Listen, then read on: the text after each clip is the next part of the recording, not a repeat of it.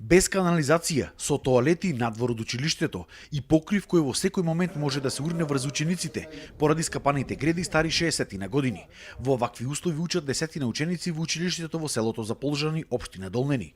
Кога врне дожд, ходникот наликувал на базен поради тоа што внатре течела вода. Има среќа што ова година нема снег, а ако има снег, толку се скапани гредите, покрива е катастрофа, така што во секој момент може да се урне покрива. Прво, училиштето во распад, децата се во критична ситуација, кој што во секој момент може да биде да се случи голема незгода.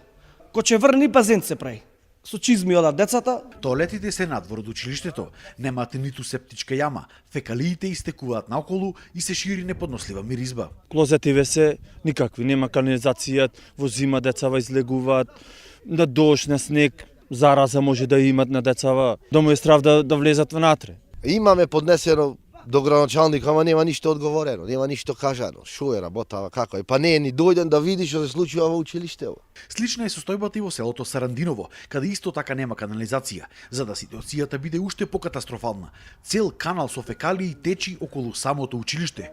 Водата во училиштето не смее да се пие, а тоалетите се наоѓаат на околу 30 на метри оддалеченост од училишната зграда и се во ужасна состојба. Фекалиите, еве, ни село и вака ида према мене онам кај што застанавте, натака. Цело училиште е заокружено со фекалии. Да, со фекали. Нема никаков одвод. Те барале ли до сега по општинските власти низ текот на годините? Па, ни обеќавале, знаеш, обеќавале многу пати, ама ништо тоа не е сторено. Во селото Бело Поле пак, за да стигнеш до тоалетот од училиштето, треба да поминеш над 60 на метри и таму нема ниту септичка јама, ниту канализација. Клозетине, еве, се онакви полски клозети, канализација нема ни септичка јама.